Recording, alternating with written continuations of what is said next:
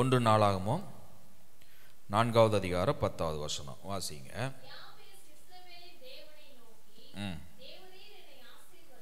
ஆசீர்வதித்து என் எல்லையை பெரிதாக்கி உமது கரம் என்னோடு இருந்து தீங்கு என்னை துக்கப்படுத்தாதபடிக்கு என்று வேண்டிக் கொண்டான். அவன் வேண்டிக் கொண்டதை தேவன் அவனுக்கு அருளினார். இங்க யாபேஸ் ஜெபித்ததான ஜெபத்தில் இருக்கிற ஒரு பகுதி என்ன அப்படின்னா, that your hand would be with me, உம்முடைய கரம் என்னோடு இருந்து. எல்லாரும் சொல்லுங்க பார்க்கலாம், உம்முடைய கரம் என்னோடு இருந்து. நம்ம தியானிக்க போகிறதான செய்தியினுடைய தலைப்பு கர்த்தருடைய கரம். அல்லேலூயா. கர்த்தரின் கரம் அப்படிங்கிற தலைப்பில் தான் செய்தியை நம்ம தியானிக்க போகிறோம். The hand of God. அல்லேலூயா. யாபேஸ் ஆசீர்வாதத்தை கேட்டார். எல்லையை தேவன் பெரிதாக்கணும்னு சொல்லி கேட்டார். இதை கேட்டுட்டு ஜெபத்தை நிறைவு செய்யலை, கூடவே எதையும் கேட்கிறார், உம்முடைய கரம் என்னோடு இருக்க வேண்டும் என்பதை கேட்கிறார். யாபேஸ் தெரிந்து கொண்டார், நம்முடைய ஆண்டவர் ஆசீர்வதிக்கிறவர், அதனால் ஆசீர்வாதத்தை கேட்டால் ஆசீர்வதிக்கிற தேவன் ஆசீர்வதிப்பார். எல்லையை பெரிதாக்குகிறவர் கண்டிப்பாக எல்லையை என்ன செய்வார், பெரிதாக்குவார், அதை விசாலமாக்குவார். ஸோ அதையும் ஆண்டவர் செய்திருவார். ஆனால் ஆசீர்வாதம் கிடைச்சிருச்சு, எல்லாம் பெருசாயிருச்சு, எல்லாம் விரிவடைந்து விட்டது. ஆனால் இதெல்லாம் இருந்து கர்த்தருடைய கரம் கூட இல்லைன்னா அது ஆபத்தானது. இதை யாபேஸ் புரிந்து கொண்டார்.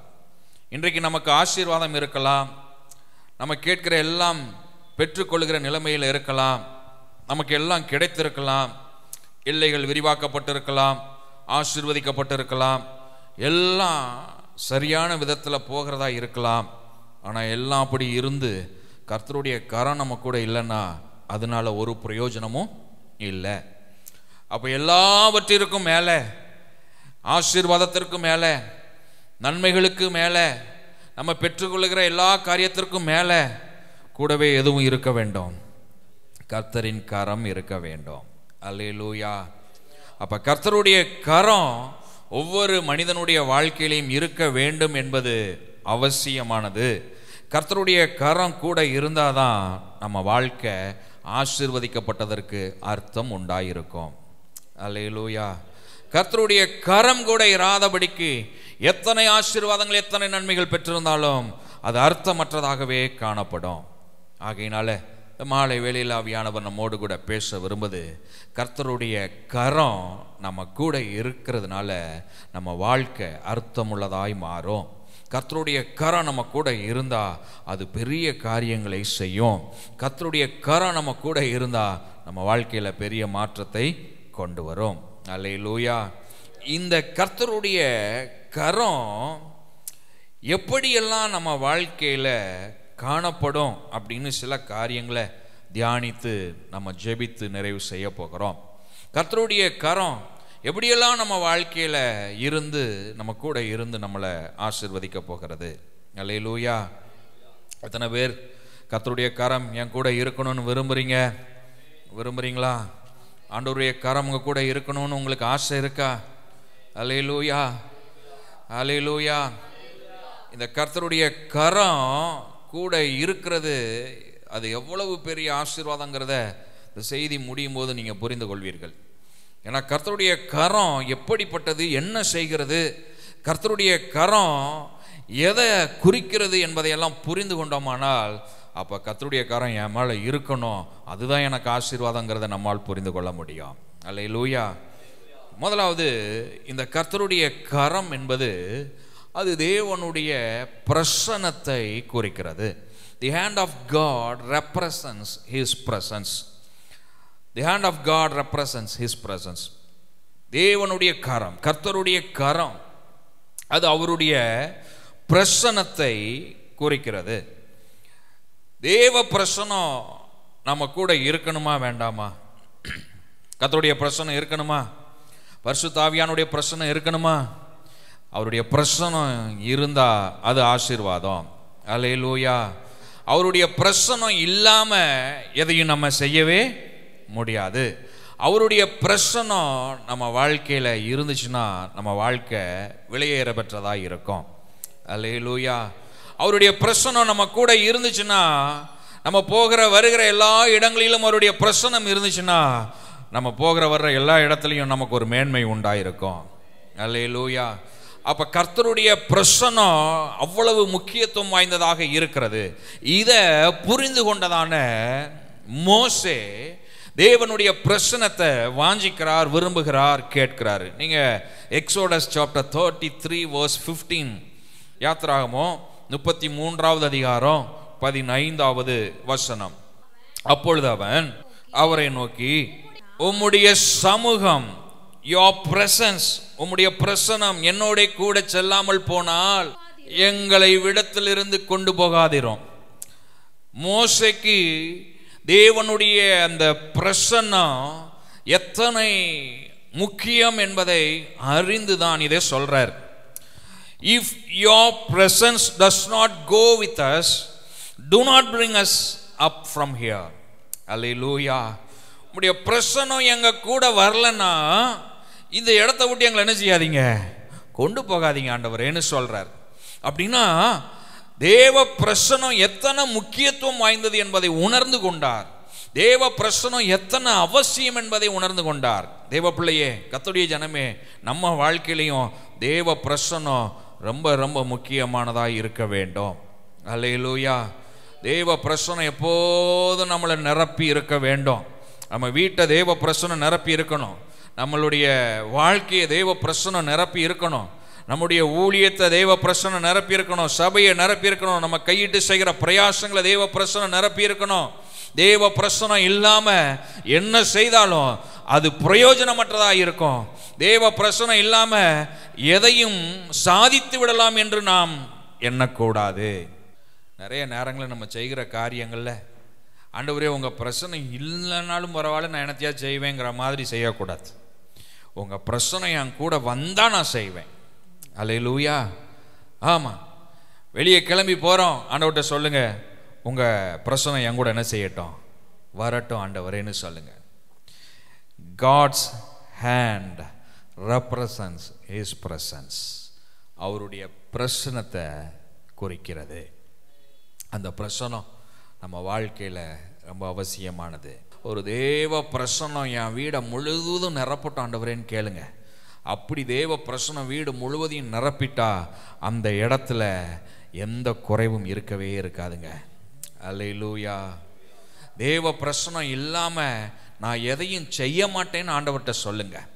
உங்க பிரசன்னம் இல்லாம நான் எதையும் என்ன செய்ய மாட்டேன், செய்ய மாட்டேன். எங்கேயாவது போறீங்களா, ஆண்டவர்கிட்ட சொல்லுங்க, உங்க பிரசன்னம் என் கூட வரணும்பான்னு கேளுங்க. அல்லேலூயா. ஆமா, உங்க பிரசன்னம் என் கூட வரணும். போக்கிலும் வரத்திலும் தேவ பிரசன்னம் கூட இருந்துச்சுன்னா அதுவே நமக்கு பாதுகாப்பு. ஆமென். நம்ம போகிறோம், எவ்வளவோ காரியங்களை செய்கிறோம், எவ்வளவோ போய் வருகிறோம், வாகனங்களில் போகிறோம், நடந்து போகிறோம், இப்படி எவ்வளவோ காரியங்கள் இருக்குது. இதில் தேவ பிரசன்னம் இருந்துச்சுன்னா அது நம்மளை பாதுகாக்குங்க. அல்லேலூயா. அப்போ தேவ பிரசன்னம் நம்ம வாழ்க்கையில் இன்றியமையாத ஒன்றாக இருக்க வேண்டும். ஆமென். இப்போ தேவ பிரசன்னம் நம்மளை அளவில்லாமல் நிரப்புமானால் நம்ம வாழ்க்கை உண்மையாகவே ஆசீர்வதிக்கப்படும். அல்லேலூயா. அல்லேலூயா. இரண்டாவது, கர்த்தரின் கரம் என்பது எதை குறிக்கிறது? The hand of God represents his power.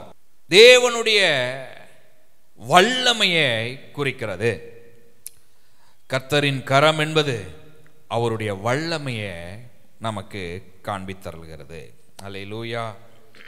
ஏசாயா 41வது அதிகாரம் 10வது வசனத்தை நம்ம வாசிப்போமானால், நீ பயப்படாதே, நான் உன்னுடனே இருக்கிறேன், திகையாதே, நான் உன் தேவன், நான் உன்னை பலப்படுத்தி என் நீதியின் வலது கரத்தினால் உன்னை தாங்குவேன். அவருடைய அந்த நீதியின் வலதுகரம் நம்மை, நம்ம சூழல, நம்முடைய எல்லா வாழ்க்கை நிலைமைகளையும் தாங்குவதற்கு அத்தனை வல்லமை மிகுந்தது. அல்லேலூயா. அவருடைய கரம் அது வல்லமையுடையதாய் இருக்கிறதுனால அது மகா பெரிய கிரியைகளை செய்யக்கூடியதாய், மகத்துவம் உள்ளதாய், வல்லமை மிகுந்ததாய் காணப்படுகிறதுனால தான் சொல்றாரு, பயப்படாதே, கலங்காதே, திகையாதே, ஏன்னா உன்னை என் நீதியின் வலதுகரத்தினால் தாங்குவேன். அல்லேலூயா. அந்த கரம் அத்தனை வல்லமையுடையது. நம்மளை தாங்குவதற்கும், சுமப்பதற்கும், ஏந்துவதற்கும், நம்மளை வழி நடத்துவதற்கும் அவருடைய கரம் வல்லமையுடையதாக இருக்கிறது. அல்லேலூயா, அல்லேலூயா. அவருடைய வல்லமை வெளிப்படும் போதெல்லாம் நமக்கே நம்ம அதை சில சமயங்களில் சொப்பனம் காண்கிறவர்களை போல தான் இருப்போம். ஏன்னா அவருடைய வல்லமையை ஏன் நமக்கு புரிந்து கொள்ளவே முடியாது. நம்மளுடைய அறிவுக்கு அப்பாற்பட்டதாக இருக்கும், நம்ம சிந்திக்கிற சிந்தனைகளுக்கும் மேற்பட்டதாக இருக்கும். அத்தனை மகத்துவம் உடையது தான் தேவனுடைய வல்லமை. அல்லேலூயா. அந்த தேவ வல்லமை ஒவ்வொரு நாளும் நம்ம வாழ்க்கையை நிரப்பினா யோசிச்சு பாருங்க, நம்ம வாழ்க்கை எத்தனை ஆசீர்வாதமாக இருக்கும். அல்லேலூயா. அதனால ஆண்டவர்கிட்ட கேளுங்க, உம்முடைய கரம் என்னோடு இருந்து, அல்லேலூயா, உம்முடைய வல்லமையுள்ள கரம் என்னோடு கூட இருந்து பெரிய காரியங்களை செய்யட்டும்னு ஆண்டவர்கிட்ட கேளுங்க. அல்லேலூயா. The hand of God represents his power. Amen. மத்தேயு 14வது அதிகாரம் 31வது வசனத்துல நம்ம பேதுருவை குறித்து வாசிக்கிறோம். பேதுரு இயேசுவினிடத்தில் கேட்கிறாரு, தண்ணியில் இறங்கி நான் நடந்து வரேன், கடலில் இறங்கி. ஏன்னா இயேசு கடலில் என்ன செஞ்சார்? நடந்து வந்தார். நானும் அதில் நடந்து வரணும்னு கேட்குறாரு. ஆண்டவர் உடனே நடந்து வான்னு சொல்லிட்டார். இப்போ இந்த பேதுரு என்ன செய்கிறாரு? தண்ணியில் நடந்து போகிறார், அப்படி தானே? அப்புறம் கொஞ்ச நேரம் கழித்து என்ன ஆகிட்டார்? ஆமாம், மூழ்கிட்டார். அப்புறம் இயேசுநாதர் வந்து காப்பாற்றுறார். இதுதான் இந்த இந்த சம்பவம் நமக்கு ஞாபகத்தில் இருக்கும். கவனிங்க, இங்கே தன்னுடைய ஃபோக்கஸ் எல்லாம் இயேசுவின் மீது வைத்து அவர் நடக்கிற வரைக்கும் கரெக்டாக என்ன செஞ்சார்? நடந்தார். ஃபோக்கஸை கொஞ்சம் அப்படி மாற்றி அங்கிட்டு வர்ற ஒரு அலையை பார்த்தாரு, அப்புறம் இங்கிட்டு வர்ற ஒரு காற்றை பார்த்தாரு, இங்கிட்டு வர்ற புயலையும் அலையையும் பார்த்து ஐயோ அப்படின்னு நினைத்த மாத்திரத்தில் என்னவாயிட்டாரு? மூழ்க ஆரம்பிச்சிட்டார். இப்போ மூழ்கும்போது இயேசு வந்தார், கரம் பிடித்தார், மேலே தூக்கி எடுத்தார். இது வல்லமையுள்ள கரம். நம்ம எப்பெல்லாம் இது மாதிரி தத்தளிப்புள்ள மூழ்கிறோமோ அப்பொழுதெல்லாம் இந்த கரம் நம்மளை தூக்கி எடுக்கிற வல்லமையுடையது. அல்லேலூயா. தேவனுடைய கரத்தினுடைய மகத்துவமான வல்லமை அது. அது நம்மளை என்ன செய்யுமா? தூக்கி எடுக்குங்க. அல்லேலூயா. அப்போ இன்னைக்கு நமக்கு தேவை என்னது? தேவரீர் உமது கரம் என்னோடு இருந்து. எல்லாரும் சொல்லுங்க பார்க்கலாம், தேவரீர் உமது கரம் என்னோடு இருந்து. ஆமென். அவர் கரம் நம்ம கூட இருந்தால் ஒவ்வொரு நாளும் அவருடைய வல்லமையை நம்ம வாழ்க்கையில் நம்ம அனுபவிக்க முடியும். அவருடைய வல்லமை நம்ம வாழ்க்கையில் ஒவ்வொரு நாளும் வெளிப்படும். அல்லேலூயா. ஆண்டவர்கிட்ட கேளுங்க, உம்முடைய கரம் என்னோடு கூட இருக்க வேண்டும். மூன்றாவது, the hand of God represents his favor. தேவனுடைய கரம் அவருடைய தயவை காண்பிக்கிறது. தேவனுடைய கரம் நம்ம கூட இருந்தா நம்ம தயவு பெற்றவர்கள். என்ன தயவு? தேவ தயவு. ஆமென். ஒரு சாதாரண மனிதன்கிட்ட நம்ம தயவு பெற்றாலே அது நம்ம வாழ்க்கையில் நிறைய நன்மைகளை கொண்டு வருகிறது. அப்படி தானே? நம்மளே சில சமயங்கள்லாம் ஜோம் பண்ணிட்டு போவோம், ஆண்டவரே இந்த மனிதர்களுடைய கண்களில் தயவு கிடைக்க பண்ணுங்க ஆண்டவரே, ஜோம் பண்ணிட்டு போவோம். அப்படின்னா என்னென்னா, சாதாரண ஒரு மனுஷங்கண்ணில் தயவு கிடைச்சாலே நமக்கு வேண்டிய நன்மை என்ன செஞ்சிருது? கிடைச்சிருது. ஒரு அரசாங்க அதிகாரியை பார்க்க போனால், ஒரு கையெழுத்து வாங்க போனால், ஆண்டவரே தயவு கிடைக்க பண்ணுங்க, ஏன்னா கையெழுத்து போட்டார்னா நன்மை என்ன செஞ்சிடும், கிடைச்சிரும். சாதாரண மனுஷனுடைய தயவு அப்படி நன்மையை பெற்றுத்தருது. அப்போ யோசிச்சு பாருங்க, தேவ தயவு எத்தனை அதிகமான நன்மையை நமக்கு பெற்றுத்தரும். அல்லேலூயா. God's favor brings our entire blessings. நம்ம வாழ்க்கைக்கு தேவையான அனைத்து ஆசீர்வாதங்களையும் தேவ தயவு பெற்று தருகிறது. கரம் உயர்த்தி ஒரு ஆமென் சொல்லுங்க பார்க்கலாம். அல்லேலூயா. ஒவ்வொரு நாளும் ஆண்டவர்கிட்ட கேளுங்க, உங்க தயவு எனக்கு வேணும்பான். உங்க தயவு இல்லாம ஒன்றும் முடியாது. ஆண்டவருடைய தயவு நம்ம மேலே இருக்கணும். ஆமென். அதை புரிந்து கொண்டதுனால தான் யாபேசு ஜெபம் பண்றாரு, தேவனுடைய கரம் அது தயவு, அதனால அந்த தேவரீர் உமது கரம் என்னோடு கூட இருப்பதாக. ஆமென். அதை புரிஞ்சுக்கிட்டு தான் அதை கேட்குறாரு. இன்னைக்கு நாமும் அதை புரிந்து கொண்டவர்களாக ஆண்டவர்கிட்ட கேட்போம், உங்கள் கரம் என்னோடு கூட இருக்கட்டும் ஆண்டவரே, ஏன்னா அது தயவுடையது. ஆமென். தேவனுடைய கரம் எஸ்ராவின் மேலே இருந்ததுனால எஸ்ரா கேட்டதெல்லாம் ராஜா என்ன செஞ்சிட்டாரு, கொடுத்துட்டாரு. இது தயவுள்ள கரங்க. அல்லேலூயா. ஆமாம்.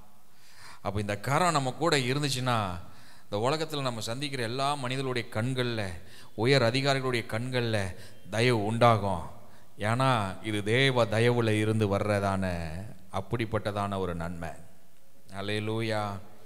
சங்கீதம் 90:17, Psalms 90:17, எங்கள் தேவனாகிய ஆண்டவரின் பிரியம் எங்கள் மீது இருப்பதாக. இங்கே ஆங்கிலத்தில் சொல்லியிருக்கு, let the favor of the Lord our God be upon us. தேவனுடைய தயவு எங்க மேல இருப்பதாக. அது ரொம்ப அவசியங்க. அல்லேலூயா. இந்த உலகத்தில் தேவ தயவு நம்ம மேலே இருந்துச்சுன்னு வச்சுக்கோங்களேன், அதுக்கு மேலே வேற எதுவுமே வேண்டியதில்லைங்க. ஏன்னா அந்த தயவுள்ள கரம் நம்ம வாழ்க்கையில் பெரிய காரியங்களை செய்யும். தேவ தயவு நம்ம வாழ்க்கையை மாற்றி அமைக்கும். எல்லா சூழலுக்கும் பிரச்சனைக்கும் தேவ தயவு முற்றுப்புள்ளியை கொண்டு வரும். கரம் உயர்த்தி ஒரு ஆமென் சொல்லுங்க. அல்லேலூயா. அல்லேலூயா. கடைசியா ஒரு காரியத்தை தியானித்து ஜெபிக்க போகிறோம். The hand of God represents his protection. தேவனுடைய கரம், கர்த்தரின் கரம், அது பாதுகாப்பை தருகிறது, பாதுகாப்பை குறிக்கிறது. அல்லேலூயா. ஆமாம். எல்லா தீமைக்கும் என்னை விலக்கி காத்துறலும் அப்படின்னு யாபேசு கேட்குறாரு. கேட்கறதுக்கு முன்னாடி தான் சொல்றாரு, உமது கரம் என்னோடு இருந்து எல்லா தீமைக்கும் என்ன செய்யட்டும், விலக்கி காத்தரட்டும். அப்படின்னா எல்லா தீமைக்கும் விலக்கி நான் காப்பாற்றப்படணும்னா கண்டிப்பா என் கூட தேவனுடைய கரம் இருக்கணும். அல்லேலூயா.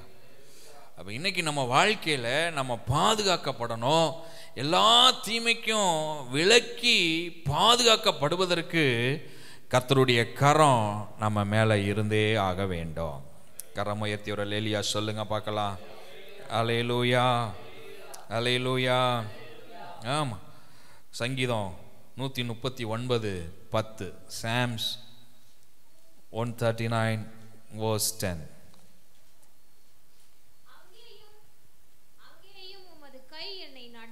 உமது கை என்னை நடத்தும்,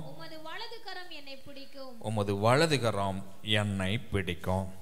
ஆண்டவர் நம்மளை என்ன தீமைக்கா நடத்துவாரு? இல்லை, ஆண்டவர் நடத்துகிற பாதையில் தீமை இருக்குமா? இருக்காது. அப்ப அவருடைய கரம் நம்மளை நடத்துச்சுன்னா அதில் பாதுகாப்பு உண்டு. ஆமெனா? அல்லேலூயா. அவருடைய கரம் நம்மளை தாங்கி பிடிக்கும். எத்தனை இடறல் வந்தாலும், எத்தனை சறுக்கல் வந்தாலும், எந்தெந்த இடத்துல நம்ம அப்படி கொஞ்சம் இடர்னாலும் உடனே அவருடைய கரம் தாங்கி பிடிக்கும். காரணம், it protects us. His hand protects us. அவருடைய கரம் நம்மை பாதுகாக்கும். கரம் உயர்த்தி ஒரு ஆமென் சொல்லுங்க. அல்லேலூயா. தேவ பிள்ளையே, கர்த்தருடைய ஜனமே, கர்த்தரின் கரம் உங்க கூட இருந்து உங்களை பாதுகாக்குங்க. கர்த்தருடைய கரம் உங்கள் கூட இருந்து உங்களுடைய அடிகள் சறுக்காதபடிக்கு உங்களை பாதுகாத்து ஒவ்வொரு நாளும் சரியான பாதையில் உங்களை வழிநடத்தி செல்லும். அல்லேலூயா. இதை புரிந்து கொண்டவராக யாபேசு கேட்குறாரு, உமது கரம் என்னோடு இருந்தா எல்லா தீங்குக்கும் விலக்கி நான் பாதுகாக்கப்படுவேன். ஆகையினால் தேவரீர் உமது கரம் என்னோடு இருந்து எல்லா தீங்குக்கும் என்னை விலக்கி காத்தருளும் அப்படின்னு சொல்லி கேட்குறாரு. இன்னைக்கு நாமும் கேட்போம், உடைய கரம் என்னோடு கூட இருக்கட்டும் ஆண்டவரே, அதுதான் எனக்கு பாதுகாப்பு.